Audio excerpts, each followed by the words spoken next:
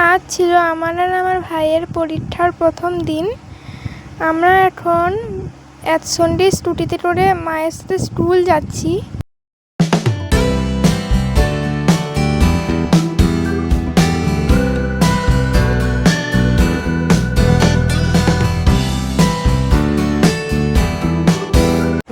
এইটা আমাদের স্কুলের ডেট। আমরা ফাইনালি স্কুল পৌঁছে গেছি।